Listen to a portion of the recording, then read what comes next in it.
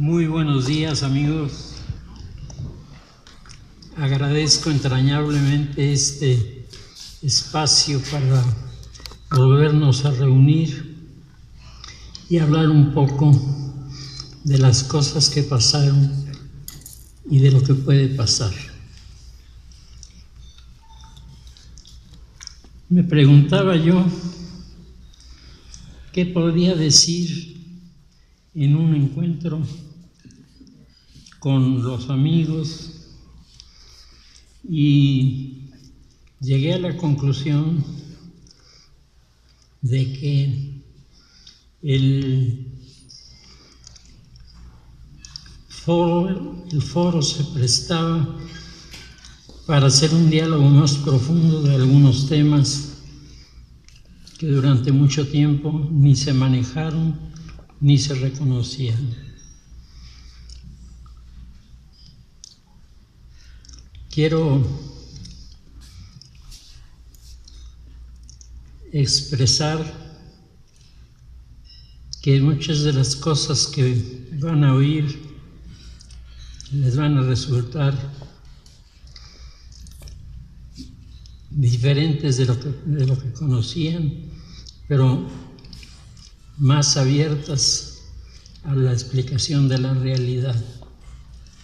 Yo no inventé la realidad, solo vivo en ella. Para iniciar mi aportación, recurro a un verso de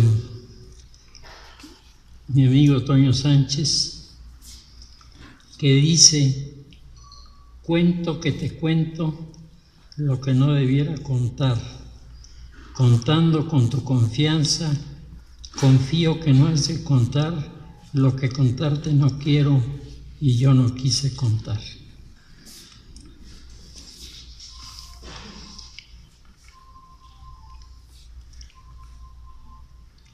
¿Por qué estoy yo aquí? ¿Y por qué mi participación en tantos eventos?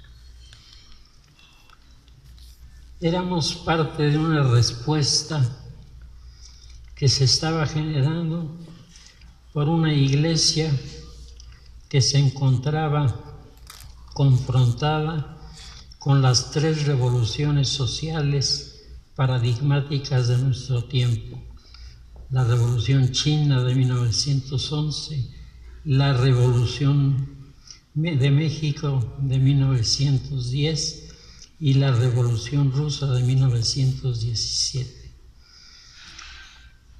Para 1961, de ahí quisiera yo comenzar mi reflexión, me encontré con que era no solamente la época de la carrera espacial en la que los Sputnik rusos mantenían ventaja sobre sus competidores americanos, colocando en este año el primer astronauta Yuri Gagarin en órbita, sino también era una época de sangrientas persecuciones antirreligiosas en China, Rusia y los llamados países satélites, identificada con el encarcelamiento de varios cardenales de la Iglesia Católica. En aquellos años, el cardenal Joseph Schlip de Lemberg, Ucrania, el cardenal Strinak de Zagreb, en Yugoslavia, el cardenal Joseph Mindszenty de Esztergom, Hungría, y el cardenal Beran de Praga, en Checoslovaquia. La Iglesia estaba a la defensiva.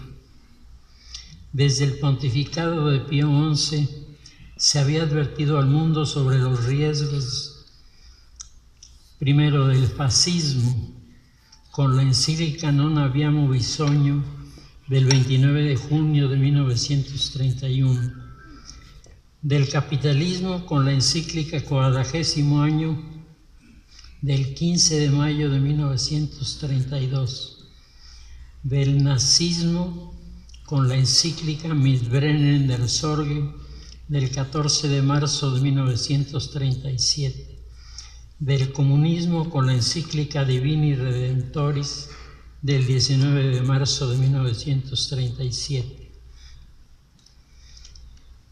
La lucha de la Iglesia contra las ideologías se inicia en Alemania. La llegada de Hitler al poder traía un desafío por la juventud. Los nazis inventaron el himno de las Hitlerjugend y cantaban: somos la alegre juventud de Hitler, nuestro Führer Adolfo Hitler es nuestro Salvador y nuestro Mesías. No es a Cristo a quien seguimos, sino a Horst Wessel. Fue de esta manera como la Iglesia se planteó la prioridad para confrontar a los adversarios que le rodeaban, y ante la sorpresa de muchos, el enemigo número uno fue el nazismo. Fue frente al totalitarismo de Hitler que el cardenal de Münster, Clemens von Galen, pronunciara su célebre homilía del 20 de julio de 1941. Solo existe un medio eficaz contra el enemigo interior: la resistencia tenaz. Hay que ser duros y permanecer firmes. En este momento no hemos de ser martillos, sino yunque. Y la característica primordial del yunque es la resistencia.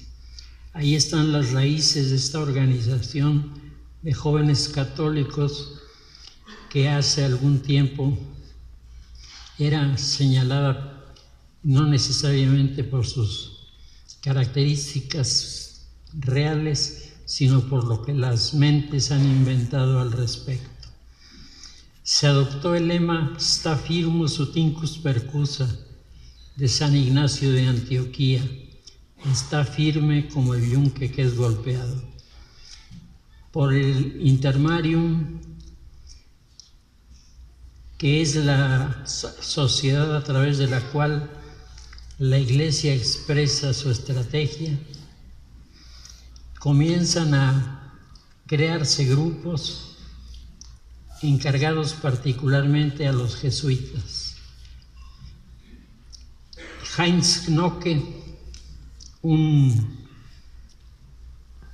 alemán que en aquella época estaba en el movimiento de los Scouts, escribe: en Alemania los grupos juveniles como los Scouts, de fuerte influencia católica, se enfrentaron abiertamente al nazismo. Aprovechando la reunión internacional de Lüneburg, los Hitlerjugend nos atacaron queriendo desmantelar el campamento. Los derrotamos en toda la línea y muchos de ellos se llevaron en las nalgas el recuerdo de nuestros bordones. Al día siguiente, los scouts fueron prohibidos y se les integró obligatoriamente a las Jungvolk y al Wandervogel. Pero estaba también la revolución comunista, que desde un principio se mostró agresiva contra el cristianismo. Para informarse de los avances y los planes de Rusia, el Papa Pío XI, apoyado por Monseñor Michel d'Herbigny y por el padre Edmund Walsh, ambos sacerdotes jesuitas y expertos en el tema de la revolución, se creó la organización del Russicum, tratando de mantener la fe en Europa, creando una sociedad discreta denominada Intermarium, inspirada en el texto bíblico: en sus días aparecerá la justicia y la abundancia de la paz, y dominará de mar a otro. Intermarium significa entre mares. El Papa Pío XII heredó de su antecesor el proyecto Intermarium, con el que la Iglesia desafiaba el comunismo internacional. Los jesuitas fueron los encargados de su ejecución.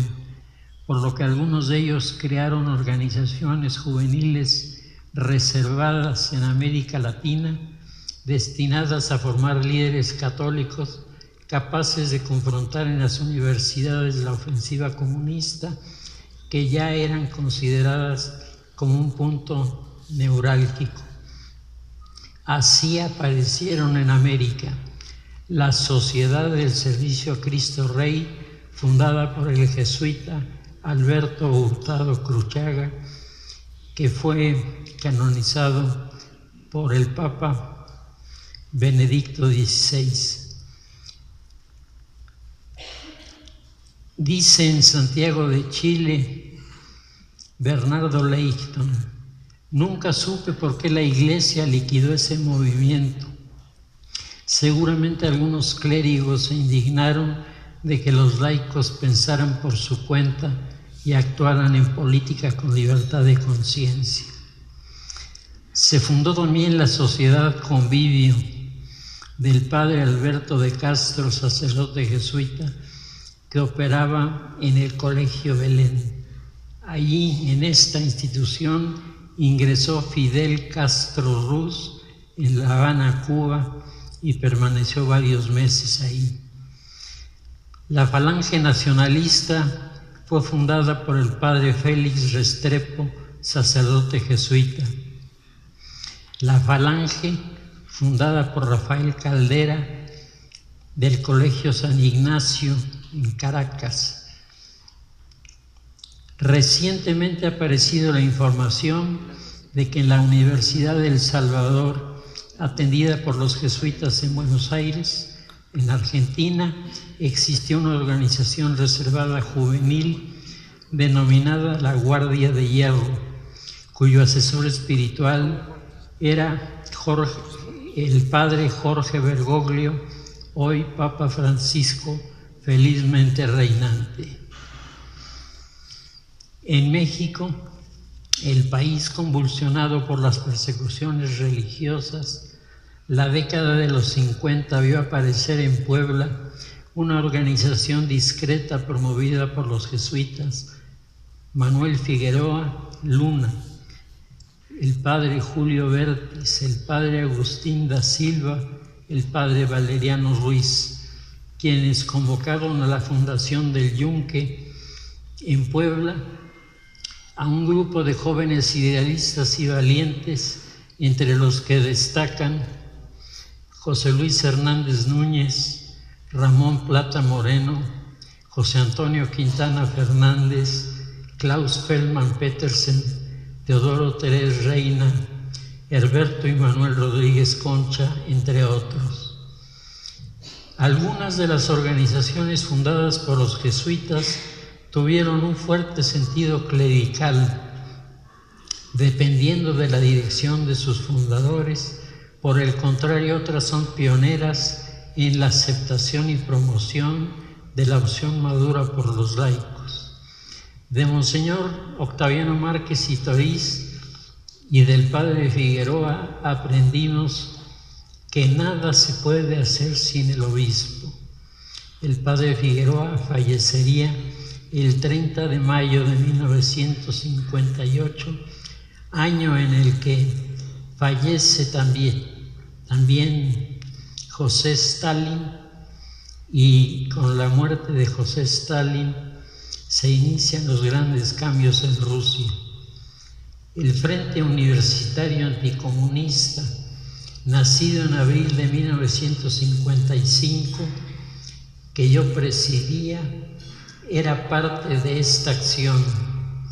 Surgido en una era turbulenta, reflejó de manera intensa las corrientes del nacionalismo imperante, comprometiéndose en la defensa de los húngaros, pero también con la independencia de Egipto y de Argelia. Éramos para 1961, o por lo menos así nos sentíamos, representantes de una generación diferente, marcada con el signo de la nueva aristocracia, que nada tenía que ver con títulos o propiedades, sino con las responsabilidades libre y alegremente aceptadas, seguidores de Ortega y Gasset y de Ramiro de Maeztu, creíamos en el lema de actúa de tal manera que lo menos que se pueda decir de ti es que eres un hombre. Todos nosotros estábamos llamados con la vocación de una misma esperanza. No éramos locos vanidosos y mucho menos ambiciosos de honras. Habíamos seguido con creciente interés los acontecimientos de Cuba. Sabíamos de los compromisos que Fidel Castro había firmado en la Carta de México con José Antonio Echeverría, líder de los estudiantes católicos de Cuba que se oponían a Fulgencio Batista en 1956. El 13 de marzo de 1957, el Directorio Estudiantil Revolucionario lanzó su golpe maestro contra la dictadura, un atentado contra Batista que fue bautizado como Operación Radio Reloj. En esta acción pereció acribillado José Antonio Echeverría, luchando contra los sicarios del dictador. Poco antes había escrito: confiamos en que la pureza de nuestras intenciones nos atraiga el favor de Dios para lograr el imperio de la justicia en nuestra patria. Ahora el escenario había cambiado. Fidel Castro ignoraba los pactos.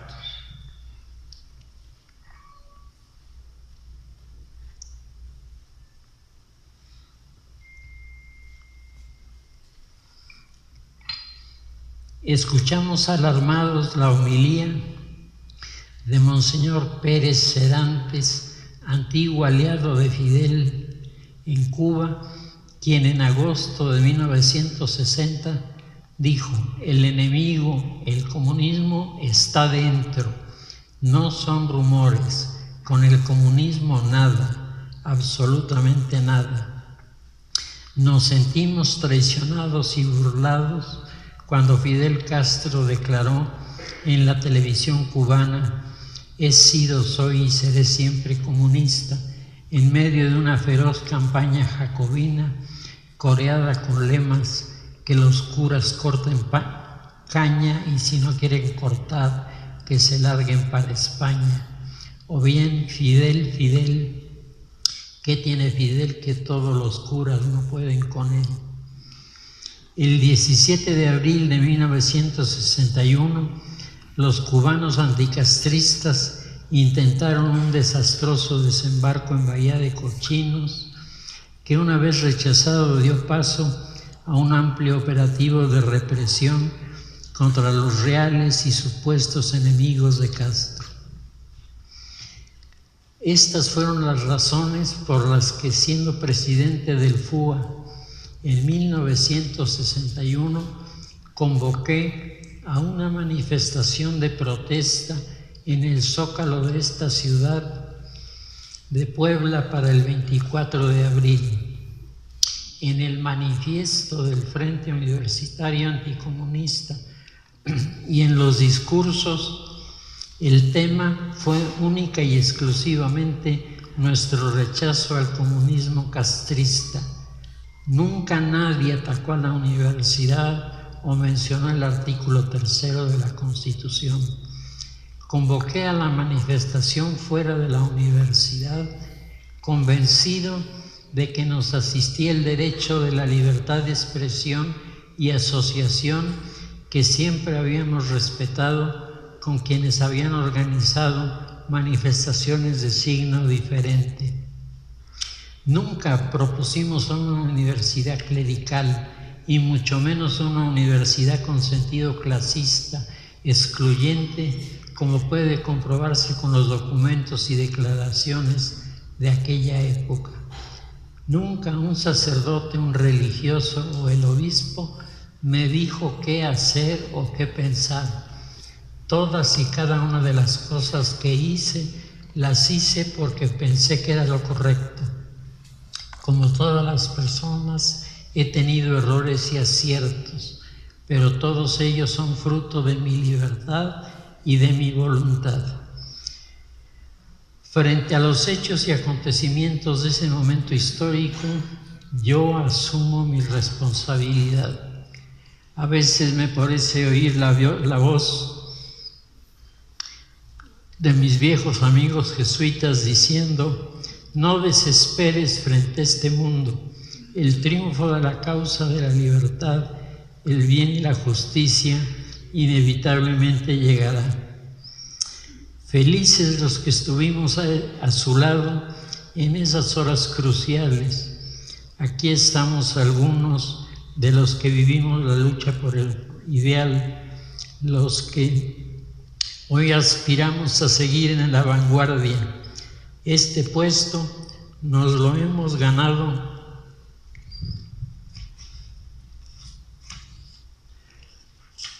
porque todos nosotros, sin poner condiciones, respondimos al llamado por nuestra fe, por nuestro ideal, y marchamos en las primeras filas desde 1956 hasta 1973, 17 años, sin importar los riesgos, sabiendo que nos había tocado en suerte ser la generación de los tiempos violentos y con la firme esperanza de ayudar a construir los cimientos de una sociedad fundada en la libertad, el amor y la justicia. Nuestra herencia está compuesta de gratos y amargos recuerdos, pero ser heredero no significa que se tiene que cargar con todo el peso del ayer. El recuerdo es también la gota de eternidad que dejamos a nuestros amigos, que hoy miran los enfrentamientos ideológicos con desconfianza y reticencia, olvidando que de estas luchas ideológicas surgieron las condiciones para la creación de la UPAED. Este desafío que parecía un imposible cumple ya casi 50 años y es el ejemplo de una institución que busca, más allá de la ciencia, más allá de las investigaciones, el acercarse a la sociedad. Durante todos estos años aprendí a valorar lo que decía José Antonio Primo de Rivera: esta época inquieta que nos tocó en suerte vivir, confuso tiempo de sospechas lleno, y aceptar que fuimos los aguafiestas de aquellos tiempos, conscientes de que nuestras acciones, no siempre acertadas, fueron siempre bien intencionadas. Descubrí que en las derechas e izquierdas juveniles arde oculto el afán por encontrar en los espacios eternos los trozos ausentes de sus almas, partidas por hallar la visión armoniosa y entera de una patria que no se ve del todo si se le mira con un ojo y que solo se puede entender mirándola cara a cara, con el alma y los ojos bien abiertos. Hemos tratado de ser fieles al consejo de la Madre Teresa de Calcuta, que nos decía a todos los católicos que participamos en la formación: tú enseñarás a volar, pero ellos no volarán tu vuelo. Tú enseñarás a soñar, pero ellos no soñarán tu sueño. Tú enseñarás a vivir, pero ellos no vivirán tu vida. Sin embargo, en cada vuelo, en cada sueño, en cada vida, perdura para siempre la huella del ideal enseñado. He descubierto también que el mal, como los ojos, no se ve a sí mismo. Sigo convencido de que no tenemos derecho a encadenarnos al pasado y que el futuro de México no puede estar en repetir una y otra vez los errores cometidos. Nuestra disyuntiva está en ser los últimos de ayer y aceptar ser los primeros de mañana. Lo demás es historia. La universidad y nuestro movimiento piensan que la verdadera tradición no consiste en venerar las cenizas del fuego viejo, sino en saber transmitir el fuego del ideal para el futuro. Muchas gracias.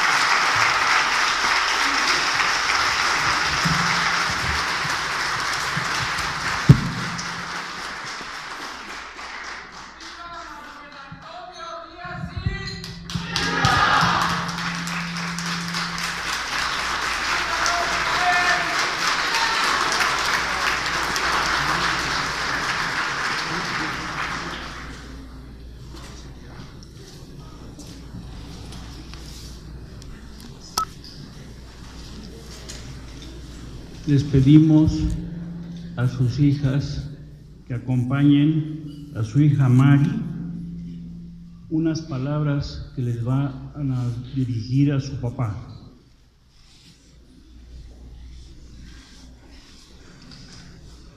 Buenos días. Nos da mucho gusto ver tantas caras conocidas, tanta gente que para nuestra familia siempre han sido importantes, nos han acompañado en momentos tanto difíciles como alegres, y es un honor tenerlos aquí a todos. Honor a quien honor merece. Me quedé pensando apenas sobre esa frase y decía yo, bueno, somos tantas personas en el mundo y pocas son las que logran ganarse una admiración tan grande de las demás personas. Y me preguntaba yo, ¿por qué será? ¿Por qué piensa uno en esas personas? Y resulta que son las que menos quieren destacar y como que todo lo hacen por abajito. Sin embargo, con la dignidad con la que viven, con la coherencia en sus vidas, nos dejan huella y por eso destacan, por eso brillan. En nuestra casa, nosotros desde niños, mis papás no nos han enseñado teorías, nos han enseñado con el ejemplo. Con su ejemplo nos han enseñado cómo vivir la vida, cómo tratar a las demás personas, cómo vivir, ¿no? Y en esa parte, digo nuestros padres, porque quien ha hecho un trabajo muy por abajito, sin que nadie la vea, es mi madre.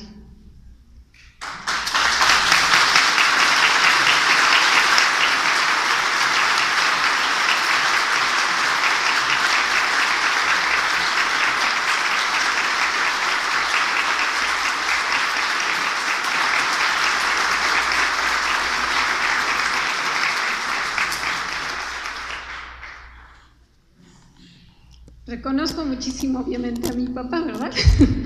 Pero yo quiero hablar de la historia que ha vivido mi mamá.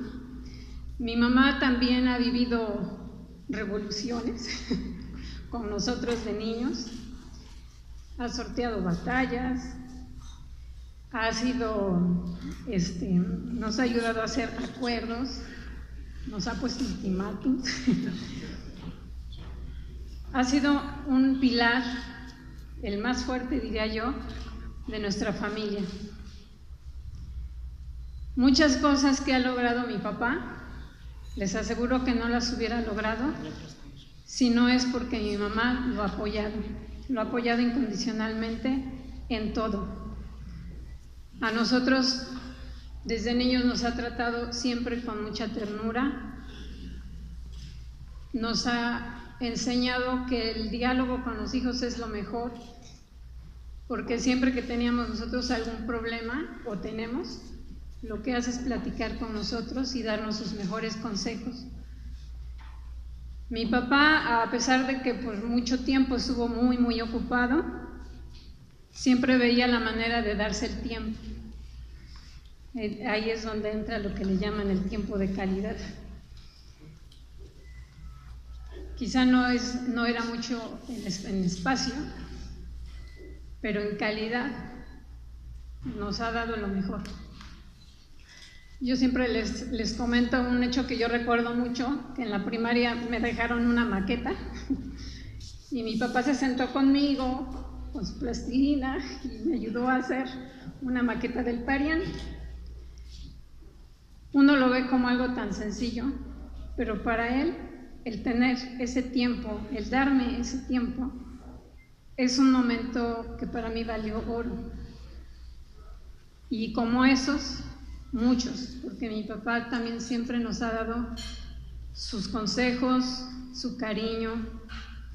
Los dos nos han guiado desde niños. En la adolescencia, pues ni les digo, porque hubimos quienes dimos más lata que otros. Y siempre contamos con su apoyo, con su guía. Jamás nos impusieron nada. Siempre era con el ejemplo. Dicen que detrás de un gran hombre hay una gran mujer. Yo digo que ocupa más espacios. También está debajo porque es el soporte, el apoyo de ese hombre. Está detrás porque es quien lo empuja. Y está junto porque es quien siempre está a su lado y nunca lo abandona. Papi y mami, es un orgullo, es un honor para nosotros ser sus hijos. Gracias.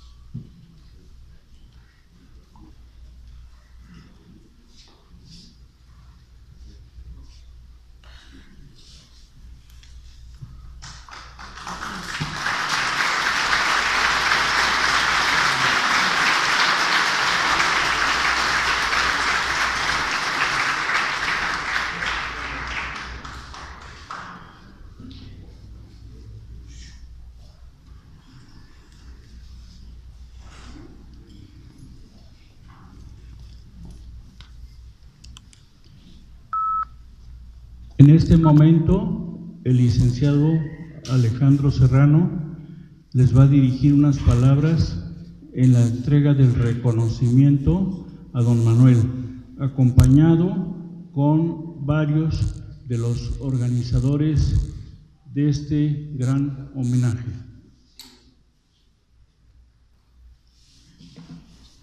Muy buenos días todavía. En primer lugar, agradecerles su presencia y su asistencia, que para nosotros es muy confortable.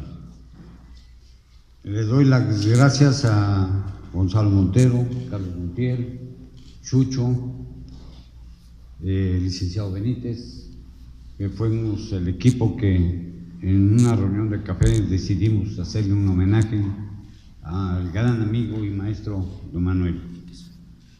Y por mi persona quisiera entregar este reconocimiento que dice lo siguiente: homenaje y reconocimiento a don Manuel de Acid por su vida, su amistad, por su ejemplo y por ser maestro. de sus amigos por siempre. Puebla fue 29 de abril del 2017. Muchas gracias.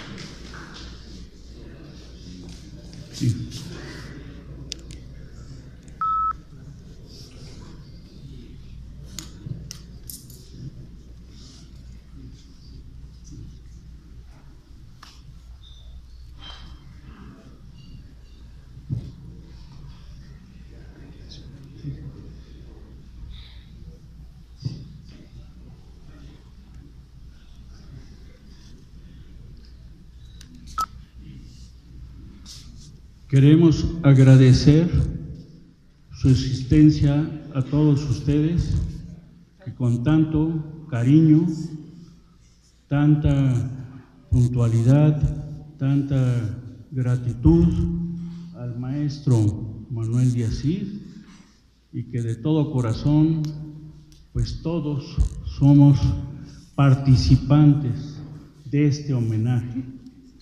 Les queremos dar las gracias por su asistencia. Un caluroso aplauso a Manuel, por favor.